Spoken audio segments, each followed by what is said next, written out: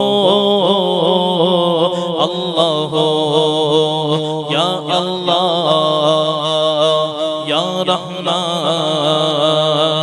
या रहीम या हय्यु या कय्यूम या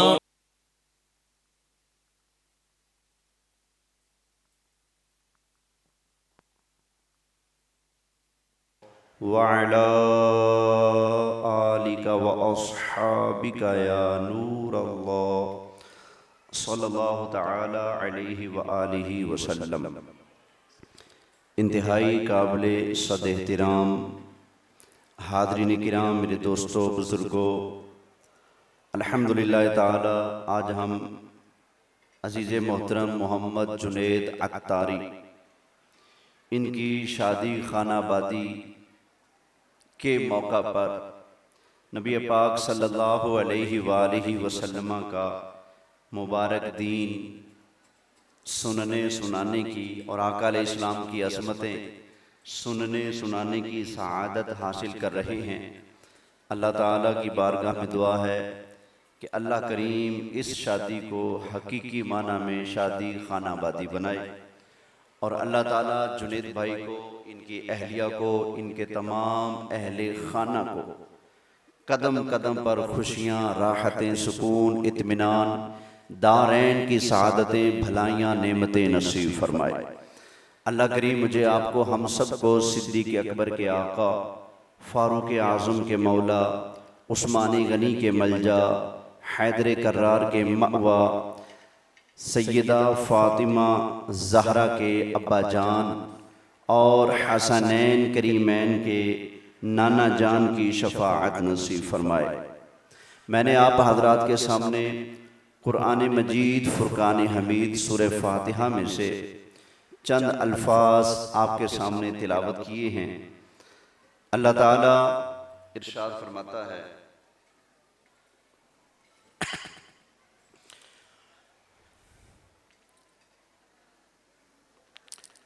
इस मकाम पर सूरह फातिहा में अल्लाह ने हमें दुआ मांगने का तरीका तालीम फरमाया है। इस सूरह मुबारका के मुतअद्दिद नाम हैं, उन नामों में से एक नाम है सूरह दुआ। सूरह फातिहा जिसको उम्मुल कुरान भी कहा जाता है, सबे मसानी भी कहा जाता है, और इसका एक नाम क्या है? सूरह दुआ, क्योंकि अल्लाह करीम ने इस मुबारक सूरत के अंदर दुआ मांगने का तरीका सलीका अपने बंदों को सिखाया है। तो इरशाद हुआ कि मेरी बारगाह में यूं अर्ज करो, यूं दुआ मांगो, इहदिनस सिरातल मुस्तकीम, या अल्लाह हमें सीधी राह पर चलने की तौफीक अता फरमा। या अल्लाह हमें सीधी राह पर चलने की तौफीक अता फरमा। बाज़ हज़रात तर्जमा करते हैं, या अल्लाह हमें सीधी राह दिखा। मेरा ख्याल है कुछ हद तक वो ठीक कर रहे होते हैं, क्योंकि उनको सच्चा अकीदा नसीब नहीं हुआ होता, बेचारे गुमराहियों के अंदर भटक रहे होते हैं। तो ठीक है वो ये तर्जमा करें कि या अल्लाह हमें सीधी राह दिखा। हमें तो अल्हम्दुलिल्लाह बुजुर्गों का दामन नसीब हुआ, सीधी राह दिखाई दे रही है, अब चलने की तौफीक मांगनी है। तो आला हजरत इमाम अहले सुन्नत ने तर्जमा क्या फरमाया? इहदिनस सिरातल मुस्तकीम, हमें सीधी राह पे चला, चलने की तौफीक अता फरमा। तो सीधी राह कौन सी है? इरशाद हुआ, सिरातल लज़ीना अनअमता अलैहिम, या अल्लाह उनकी राह पर चला जिन पर तूने अपना इनाम किया है। यानी अल्लाह के इनाम याफ्ता जो बंदे हैं उनके तरीके को अपनाना है, जिन पर अल्लाह का इनाम हुआ, जिन पर अल्लाह का फजल हुआ, अल्लाह का करम हुआ, अल्लाह के इनाम याफ्ता, अल्लाह के जो मकबूल बंदे हैं। नमाजी को नमाज के अंदर ये दुआ मांगने का हुक्म हो रहा है कि दुआ मांग, या अल्लाह सीधी राह पर चलने की तौफीक अता फरमा। सीधी राह कौन से? उन लोगों की राह जिन लोगों के ऊपर तूने अपना इनाम फरमाया है। अब इनाम याफ्ता लोग कौन हैं? कुरान कहता है, अनअमल्लाहु अलैहिम मिनन नबिय्यीना वस्सिद्दीकीना वश्शुहदाई वस्सालिहीन। अल्लाह का इनाम अल्लाह के नबियों पर है, सिद्दीकीन पर है, शुहदा पर है, सालिहीन पर है। नमाज के अंदर हम गोया यूं अर्ज कर रहे होते हैं, या अल्लाह हमें अपने नबियों की राह पर चलने की तौफीक अता फरमा, हमें सिद्दीकीन की राह पर चलने की तौफीक अता फरमा, हमें शहीदों की राह पर चलने की तौफीक अता फरमा, सालिहीन यानी अल्लाह के जो मकबूल नेक बंदे हैं, औलिया अल्लाह हैं, या अल्लाह हमें इनकी राह इनके तरीके पर चलने की तौफीक अता फरमा। तो पता चला अल्लाह की बारगाह में उसी शख्स का अकीदा, नजरिया, आमाल, इबादत कबूल है जिसका अकीदा, नजरिया, आमाल, इबादत अल्लाह के मकबूल बंदों के तरीके के मुताबिक होंगे। जिसने सालिहीन के तरीके को छोड़ दिया, शुहदा सिद्दीकीन के तरीके को छोड़ दिया, अंबिया अलैहिमुस्सलाम के तरीके को छोड़कर अगर कोई बंदा कोई नया राह निकाल कर उसके ऊपर चलता है, कोई और तरीका इजाद करके उसके ऊपर अमल करना शुरू कर देता है, तो उसके आमाल बर्बाद हो जाएंगे। आमाल की कबूलियत तब है जब हमारे आमाल उन लोगों के तरीके के मुताबिक होंगे जिन पर अल्लाह ने इनाम फरमाया है। तो इस मौका पर मैं अपनी जानिब से, आप सब की जानिब से, हमारे आज के दूल्हा अजीज मोहतरम मोहम्मद जुनैद अत्तारी साहिब को दिलो जान से मैं मुबारकबाद पेश करता हूं कि अल्हम्दुलिल्लाह इन्होंने, इनकी फैमिली ने इस मौका के ऊपर कि जब रसूलुल्लाह सल्लल्लाहु अलैहि वसल्लम की मुबारक सुन्नत निकाह शादी को अदा करने लगे हैं, तो इन्होंने वही तरीका अपनाया है जो सालिहीन का तरीका है। एक है शैतान का तरीका। शैतान का तरीका क्या है? जिसमें हिंदुआना रस्में हैं, जिसमें वो काम है, वो तरीकाकार हैं जिससे रब रहमान नाराज होता है, जिससे शैतान खुश होता है, जिससे मुसलमानों को तकलीफ और अजियत पहुंचती है। इन्होंने उस तरीके को छोड़ा है, उस तरीके को अपनाया है जिस तरीके को अपनाने से अल्लाह की रहमतें बरसती हैं। तो ये है सालिहीन वाला तरीका। मस्जिद के अंदर निकाह हो, फिर निकाह के मौका पर भी क्या हो, कुरान और सुन्नत का कोई मुस्बत पैगाम हो जो लोगों के लिए हिदायत और रहनुमाई का सामान हो। इस तरह का पैगाम जाए कि लोगों को भी ये तौफीक मिले कि वो शादी ब्याह के मौका पर गुनाह भरी महफिलें ना सजाएं, वो महफिलें सजाएं जिससे अल्लाह भी राजी हो, अल्लाह का प्यारा महबूब सल्लल्लाहु अलैहि वसल्लम भी हमसे राजी हो। तो काबिल तकलीद है ये नौजवान, बिल्कुल काबिल तकलीद है। और यहाँ पर अल्लाह के बुजुर्गों का फैज, उनकी रूहानी तवज्जो और निगाह को भी महसूस कीजिए। ये दुनिया के दूसरे किनारे पर 7 समंदर पार जाकर कराची में बैठे मुर्शिद अत्तार का इनको फैद नसीब हुआ, मुर्शिद की निगाह नसीब हुई। यूरोप जैसे माहौल के अंदर रहकर भी इस नौजवान को देखें, ये काबिल तकलीद है।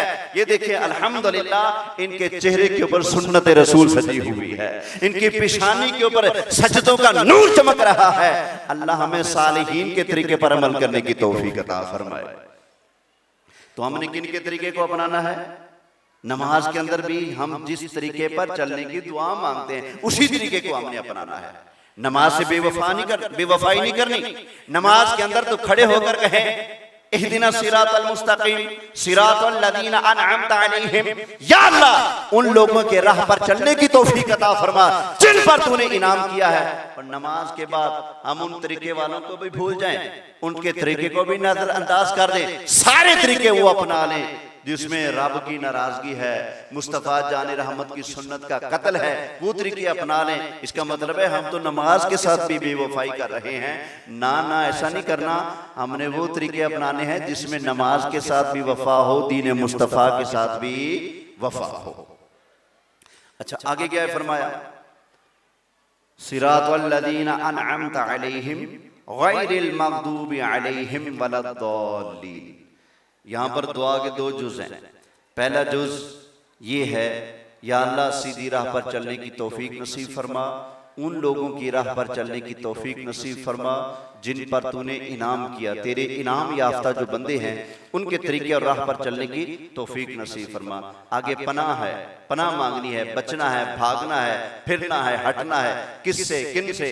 फरमाया गैरिल मगदूबि अलैहिम वलद्दालीन, उनकी राह से बचा, उनके तरीकेकार से बचा, उनकी तकलीद और पैरवी करने से बचा जिन पर तेरा गज़ब हुआ और उन लोगों के राह से भी हमें बचा जो हिदायत के रास्ते से बहक गए, गुमराह हो गए, भटक गए। मुफस्सिरीन ने लिखा जिन पर अल्लाह का गज़ब हुआ उससे मुराद यहूदी हैं, और जो हक और हिदायत के रास्ते से भटक कर गुमराही के अंदर मुब्तला हो गए उनसे मुराद नसारा हैं, ईसाई हैं। यानी कि हम नमाज के अंदर कह रहे होते हैं या अल्लाह हमें नबियों की राह पर चला, शहीदों की राह पर चला, सालिहीन की राह पर चला, नमाज के अंदर कहते हैं। और ये भी कहते हैं नमाज के अंदर या अल्लाह हमें यहूदियों से बचा, उनके तरीके की पैरवी करने से बचा, हमें ईसाइयों के तरीकेकार को अपनाने और उसकी पैरवी करने से बचा। अब सोचने की बात यह है कि हमारी नमाज के साथ सूरत फातिहा की मुबारक अल्फाज और दुआ के साथ कितनी वफा है। हम नमाज के अंदर तो कहेंगे या अल्लाह यहूद से बचा, ईसाइयों से बचा, उनकी पैरवी और इत्तिबा से हमें बचा, और नमाज के बाहर जाकर हम सारे तरीके वो अपनाएं जिससे यहूदी राजी हो, सारे तरीके वो अपनाएं जिससे नसारा हमसे राजी हो, सारे तरीके वो अपनाएं जिससे शैतान हमसे राजी हो। इसका मतलब है हम फिर नमाज के साथ भी बेवफाई कर रहे हैं। दुआ मांगा करें कि जिन लफ्जों के साथ हम अल्लाह से दुआ मांगते हैं उन लफ्जों से अल्लाह हमें वफा करने की भी तौफीक नसीब फरमाए। आमीन कह लीजिए। क्या पता अल्लाह की रहमत बरस पड़े और कबूलियत की घड़ी आ जाए, या अल्लाह हमें अपने प्यारों की राह पर चलने की तौफीक नसीब फरमाए। तवज्जो है जी, मोहब्बत से समाअत फरमाइएगा। नबी करीम सल्लल्लाहु अलैहि वसल्लम ने इरशाद फरमाया, मेरे गुलामों यहूदियों की मुखालफत करो, नसारा की मुखालफत करो, यहूदियों की मुखालफत करो।